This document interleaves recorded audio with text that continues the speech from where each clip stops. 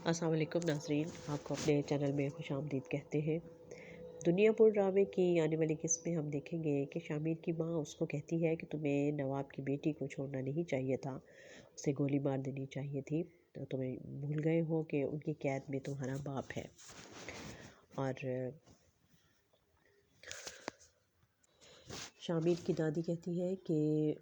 وہ جو کچھ بھی کر رہا ہے سوچ سمجھ کر رہا ہے اور میرے مشورے سے کر رہا ہے۔ اور ضمیر کہتا ہے انا سے کہ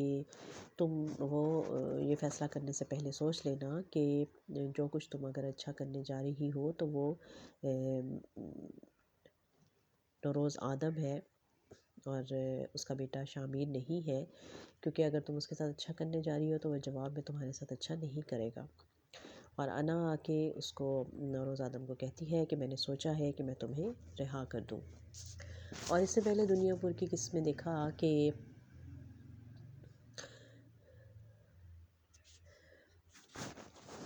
جب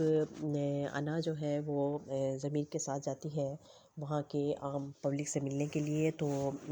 اس کو اندازہ نہیں ہے کہ وہاں کے لوگ کس قدر مخالف ہیں اس کے باپ کے، نواب کے، اور وہ سب جو ہے وہ ان کی گاڑیوں کے آگے دیوار بن کر کھڑے ہو جاتے ہیں۔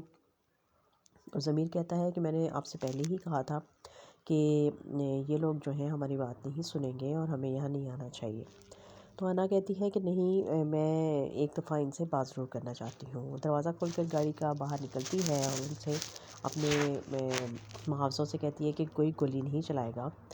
اور ان سے بات کرنے کی کوشش کرتی ہے، لیکن وہ جواب میں اس پر پتھر برسانا شروع کر دیتے ہیں اور یہ بڑی مشکل اپنے آپ کو بچا کر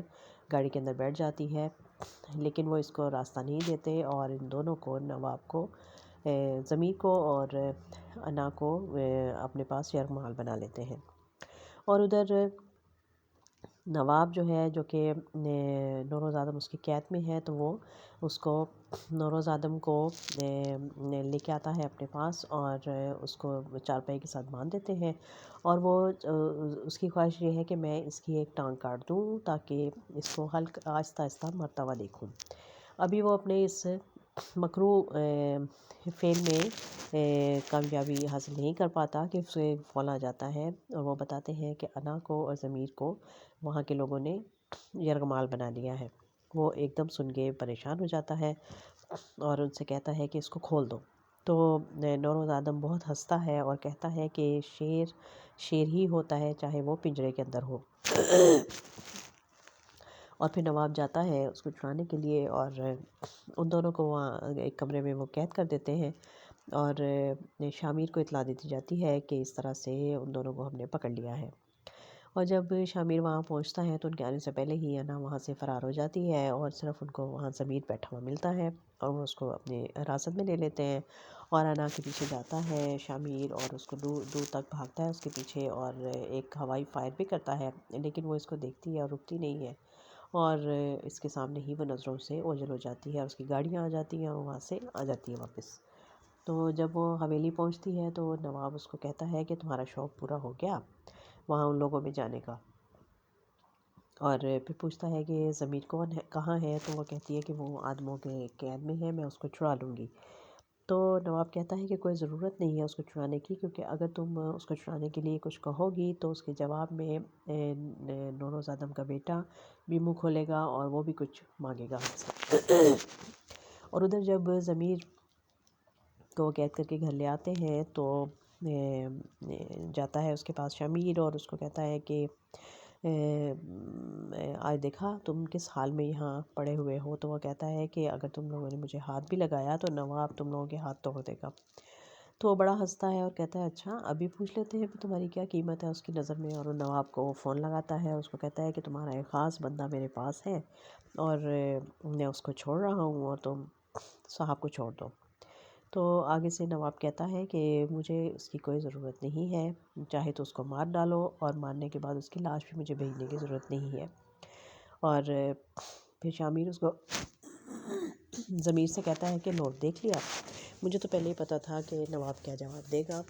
لیکن تمہاری عزت ان سب کے سامنے بالکل 2 ٹکے کی رہ گئی ہے۔ اور پھر وہ ضمیر کو چھوڑ دیتا ہے اور اس کی جو چچا کی بیٹی ہے اورنگزیب کی بیٹی، وہ بہت ناراض ہے اور وہ غصے میں ہے، اور وہ شامیر سے کہتی ہے کہ تم ابھی بھی انا کو نہیں بھولے ہو، آج موقع تھا، وہ تمہارے ہاتھ تمہارے سامنے تھی، تم اس کو مار سکتے تھے لیکن تم نے اس کو جانے دیا۔ اور وہ بہت غصے میں اس کو کہتا ہے کہ میں تمہاری کسی بات کا جواب دینے کا روادار نہیں ہوں۔ لیکن ان دونوں کی باتیں سن کے دادی آ جاتی ہے کمرے میں، اور وہ اس کو ڈانٹتی ہے اور کہتی ہے کہ تم جاؤ اپنے کمرے میں، اور یہ جو کچھ کر رہا ہے بالکل ٹھیک کر رہا ہے، اور بعد میں بھی اس کو بڑی شاباش دیتی ہے اور اس کو کہتی ہے کہ تم بڑا اچھا کام کر رہے ہو، اور اسی طرح بہت جلد نوروز ہمارے پاس ہوگا اور دنیا پور بھی ہمیں مل جائے گا۔ لیکن جو اورنگزیب کی بیٹی ہے وہ تو کچھ اور ہی منصوبہ بنا کر بیٹھی ہوئی ہے، وہ چاہتی ہے کہ اس کی شادی شامیر سے ہو جائے، اور وہ دادی کو بھی یہ بات کہہ چکی ہے کہ یہ تو ادھر دلچسپی لے رہا ہے اس لڑکی میں، اور میں تو ایسا نہیں ہونے دوں گی، میں نے پہلے بھی بہت اس کے لیے قربانیاں دی ہیں اور اب میں اور دینے کو تیار ہوں، لیکن میری اس سے شادی ہو جانی چاہیے۔ تو دادی کہتی ہے مجھے کیا اعتراض ہے، جاؤ ماں بیٹا سے پوچھ لو، اگر وہ مانتے ہیں تو شادی کر لو۔ اور اس طرح پھر اب دیکھنا یہ ہے کہ اب یہ جو زور ہے وہ کیسے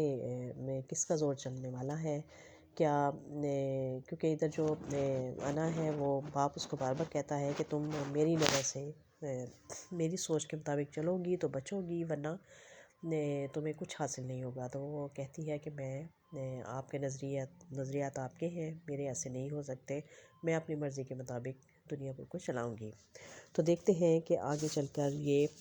لڑائی جو ہے وہ کہاں جا کر ختم ہوتی ہے، کیا ان دونوں کی سوئی ہوئی محبت دوبارہ جاگ جائے گی، اور کیا اب جو شامیر ہے وہ پرانی باتوں کو بھلا دے گا، اور اپنے باپ کو بچانے کے لیے اور دنیا پور کو بچانے کے لیے